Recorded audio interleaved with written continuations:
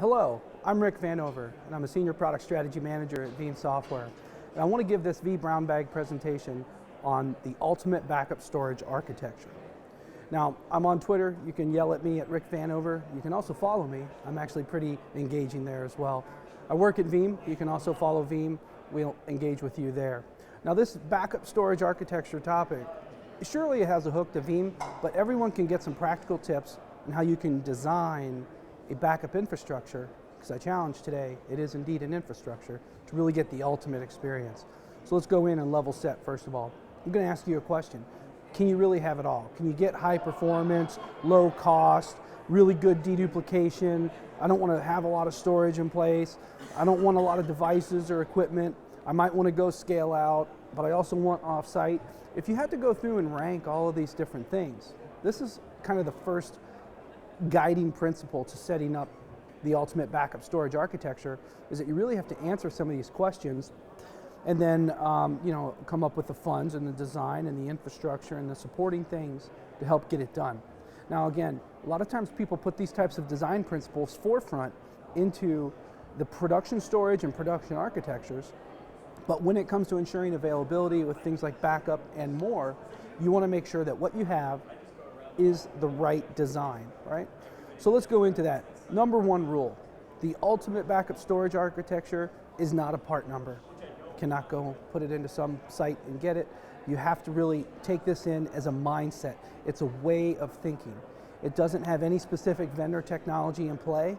However, when you think about storage systems that are more capable, more modern, think about virtualized platforms, vSphere, Hyper-V, think about efficient transfer techniques, whatever that might be, things get a lot easier. So all that being said, the ultimate backup storage architecture is not really a specific guidance. It's a way to think about meeting these requirements of what you might have today, tomorrow, and more. And the way of thinking is really about what happens if something goes wrong. And I challenge that our data centers today are very capable when it comes to production workloads. You can very quickly deploy workloads, new servers so quickly. And the reality is that users know this now. They know that new workloads can be deployed in just a few minutes. So if something doesn't go as expected, why should they have to wait hours or longer for something to come in? Conversely, when we talk about the art of protection, right? Taking a backup, moving replication jobs, etc., we have to design the architecture that supports that in a way for the very best experience from a data transfer standpoint. So all of that going into this thought process, I want you to think about this challenge, that today we live in a world where we can possibly restore faster than we can even back up. And that's the mindset, that's the goal. The end goal of the ultimate backup storage architecture is to get into a way where we can have that availability level so high that we can actually exceed the time to market of actually building a new server. And if you ask me, that's pure awesome sauce for the modern data center. So when we look at today, what do we want, right? We want to incorporate off-site design elements. We want to increase availability in terms of workloads when they're protected, but also when they go wrong. The off-site element is really going to help us, because when we think about proper domains of failure, an entire site is indeed a single domain of failure. Now let's look at this diagram here. In the simplest of ways, I've got 3 VMware hosts that are represented in one data center, and then on the bottom and kind of in the center, I've got a storage system, any type of storage, that's going to be running the production workloads, and then the smaller storage kind of set on top of that with a folder. That's basically a repository where backups are kept. Now this example, of course, can be met with Veeam, but again, I encourage you to think about this mindset for anything you might do.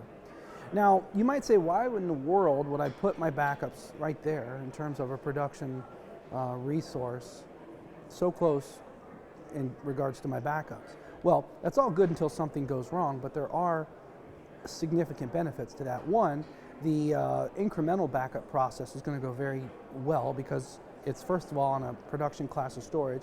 Second of all, it's able to do so with very little latency between the source and the target being the backup repository. Now the offsite element to the right is where it's at. That's where we want to make sure that we can protect everything offsite. And when we talk about deduplication. Personally, one of my recommendations is to put that long trail of retention off-site. You also will address that off-site requirement with deep retention requirements that are best served through deduplication appliances, but then also your bulk of restores and backup jobs would happen on that higher speed storage that is much closer to the source workload. So that becomes a source to then move data off-site without hitting the production workloads again. A lot of things there, but one thing I want to remember above all is this thing called the 3-2-1 rule. Now, I've been promoting this forever, it seems, but it is indeed a very versatile way of thinking. And I like this because it doesn't lock you into any specific technology, and it can address nearly any failure scenario. So the 3-2-1 rule states that you should have 3 different copies of data on 2 different media, one of which is off-site. And of course you can throw it a twist in verifying that what you back up is indeed recoverable. Now this notion here can be done a number of different ways, right? This is Veeam talk. I'll give you some other examples here as well. But this thing called a backup copy job can move backups in the form of restore points to other storage. You can also look into service provider technologies to address your off-site bit. Tape, believe it or not, still is an option today for the off-site bit.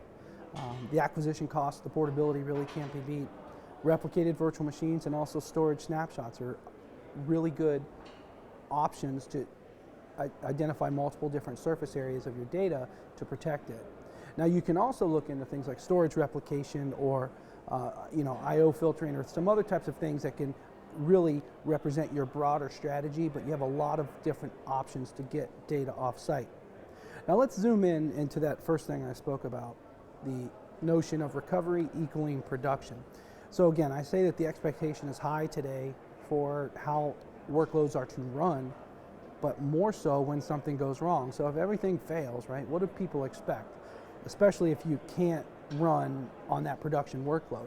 The notion of having replicated virtual machines is a really good addition today to ensure that you get the best levels of performance when you had to have a significant transition, a failover type of event. So I challenge people to set that infrastructure, whether it be storage in the case of replicated VMs and compute power and memory resources. Configure this in a performance on par way with your production environment because you're only going to use it when you need it. Think about that, you'll need it.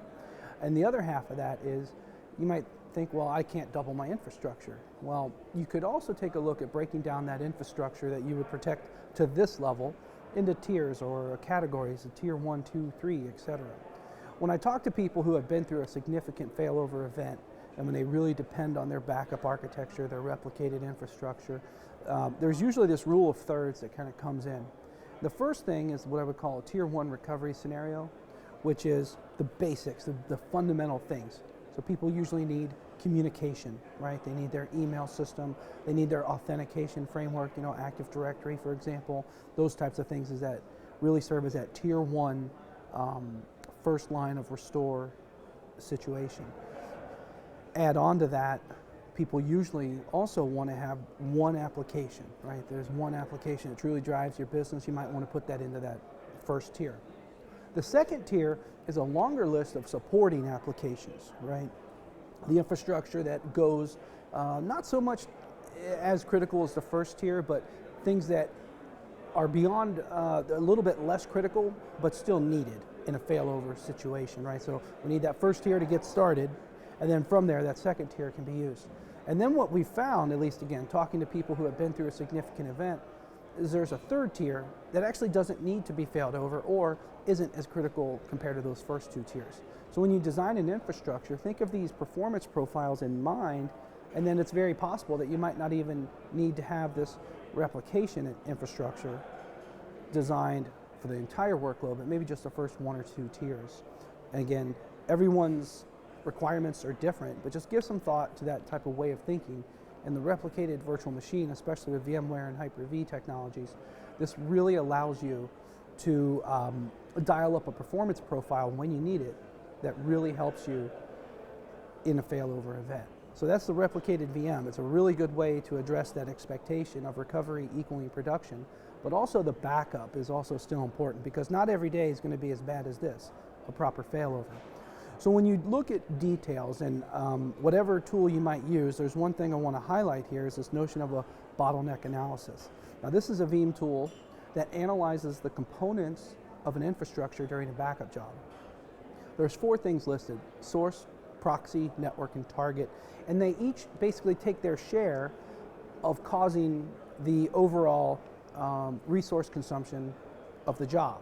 And then on top of that, the way this is distributed is who is the most busy, okay? So in my environment, usually most of the time it is the production storage, so that would be the source, right? In this example, it's 80% the bottleneck of sorts. I mean, we have to blame somebody, just so you know. When we do these jobs, backups and replicas, they both will show this way, but basically whatever you use, make sure you have some visibility into the infrastructures, because these are the knobs and dials.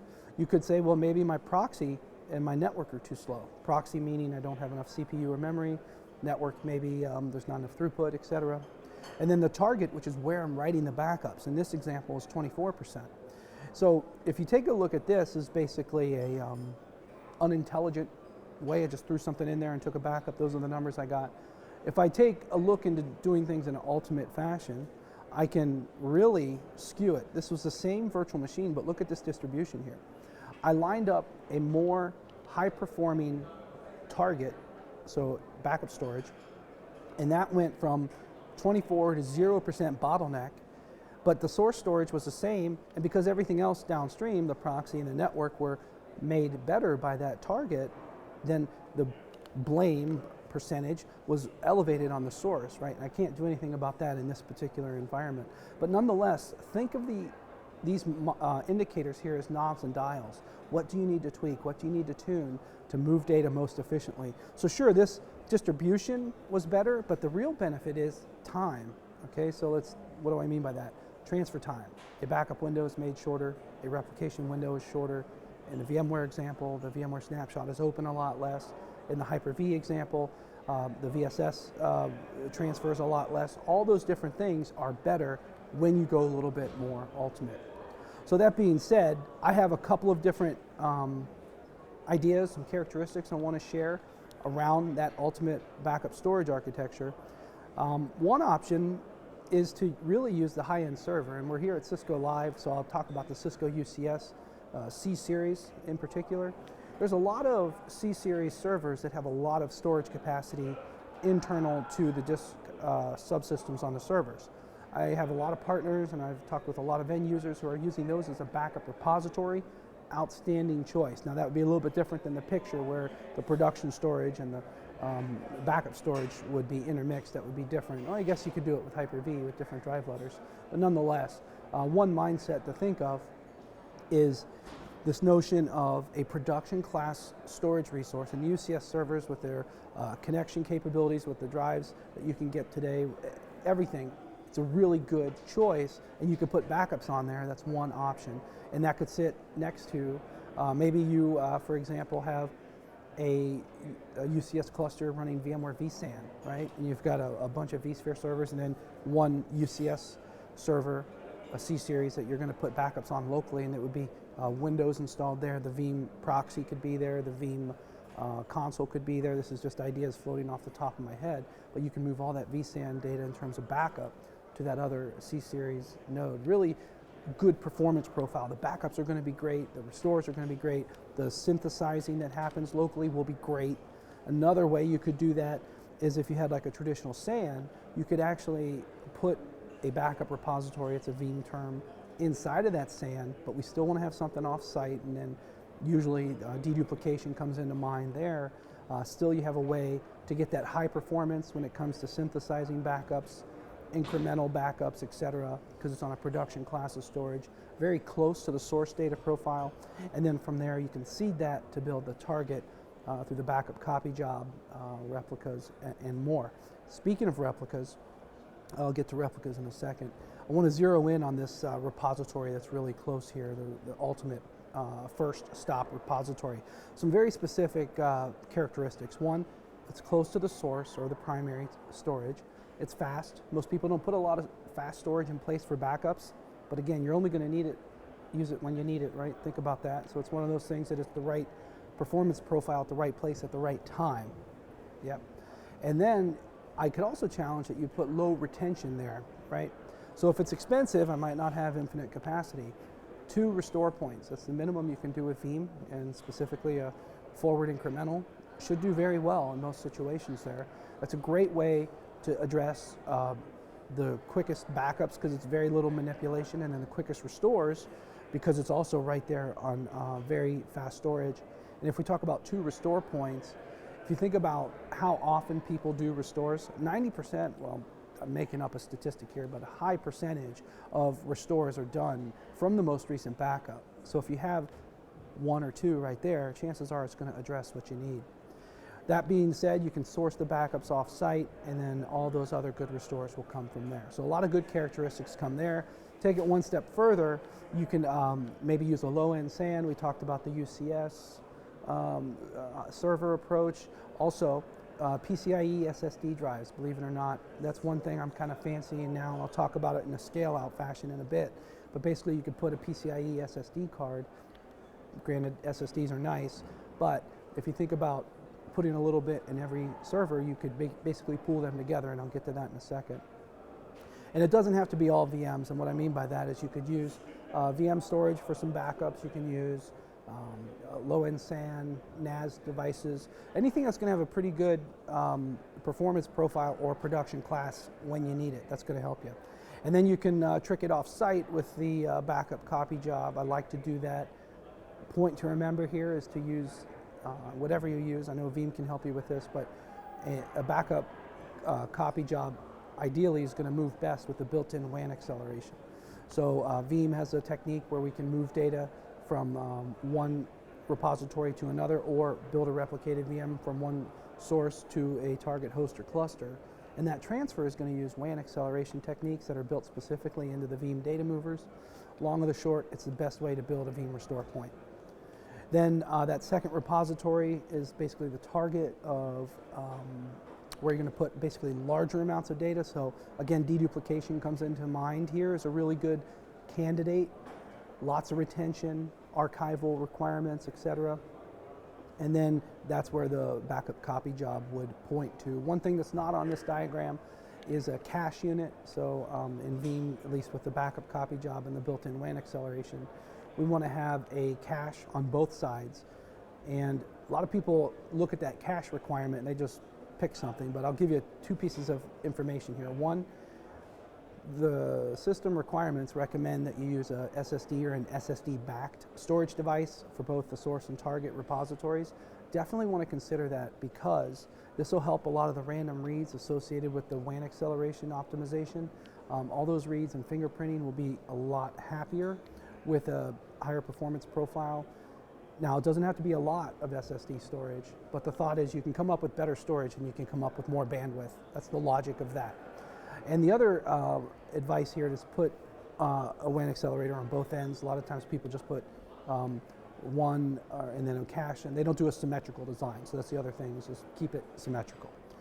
And then in regards to scale out, this is the one element that's new that we've incorporated into these recommendations. And whatever you do, but one thing to think about is to leverage different storage devices, NAS devices, JBODs, SSDs, dedupe appliances. They each have their own performance profiles, but when you think about things like a scale out backup repository or leveraging these different storage resources you have, what's the best way to do this, either on-site, off-site, hybrid, or such, in a way that you can get all of your attributes right and you can distribute your workload, keep that availability high, keep that performance high for the backup and restore.